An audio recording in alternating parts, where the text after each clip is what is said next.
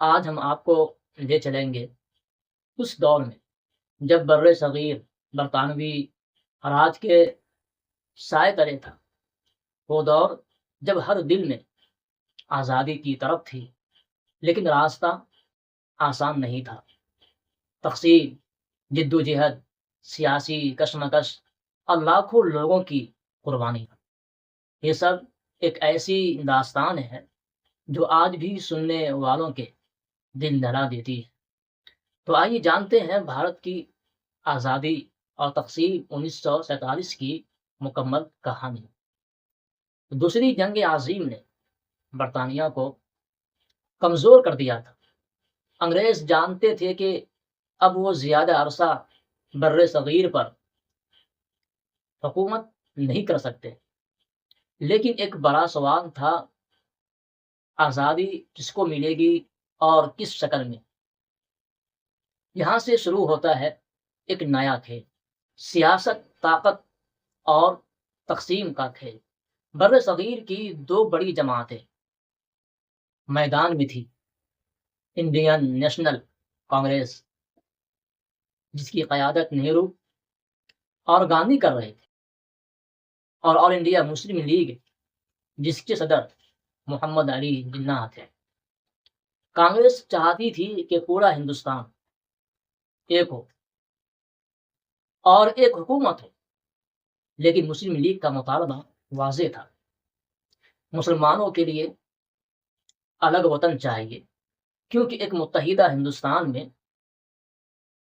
مسلمانوں کی شناخت دب جائے گی۔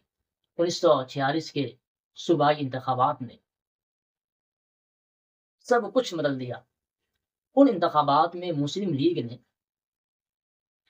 شاندار کامیابی حاصل کی اور ثابت کر دیا کہ وہی مسلمانوں کی واحد نمائندہ جماعت ہے۔ اب جناح کا مطالبہ الگ وطن پاکستان زور پکڑنے لگا۔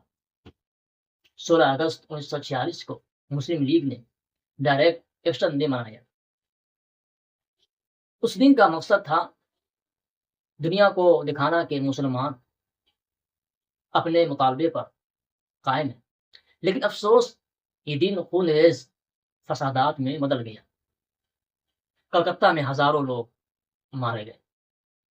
ہندو اور مسلمان ایک دوسرے کے خلاف کھڑے ہو گئے۔ یہ فسادات آگ کی طرح پورے بر صغیر میں پھیل گئے اور آنے والی تقسیم کا اشارہ دے گئے۔ برطانیہ نے 1946 میں کابینہ مشن بھیجا تاکہ کوئی حل نکلے۔ تجویز یہ تھی کہ ہندوستان ایک رہتا، لیکن اندرونی طور پر ہندو اور مسلمان صوبے خود مختار ہوتے۔ شروع میں دونوں جماعتوں نے بات مان لی، لیکن جلد ہی اختلافات بڑھ گئے۔ نہرو کے بیانات اور کانگریس کے رویے نے مسلم لیگ کو مزید الگ ہونے پر مجبور کر دیا۔ 1947 میں لارڈ ماؤنٹ بیٹن کو بھارت کا آخری وائسرائے بنایا گیا۔ ان کا کام تھا آزادی کا حتمی منصوبہ تیار کرنا۔ ماؤنٹ بیٹن نے فیصلہ کیا کہ بر صغیر کو دو ملکوں میں تقسیم کر دیا جائے، ہندوستان اور پاکستان۔ یہ اعلان ہوا تو خوشی بھی تھی، لیکن خوف بھی۔ لوگ سوچ رہے تھے کہ کل سے کس کا علاقہ کس ملک میں ہوگا۔ 14 اگست 1947 کو پاکستان وجود میں آیا اور 15 اگست کو بھارت آزاد ہوا۔ لیکن آزادی کے ساتھ ہی سب سے بڑی انسانی ہجرت شروع ہوئی۔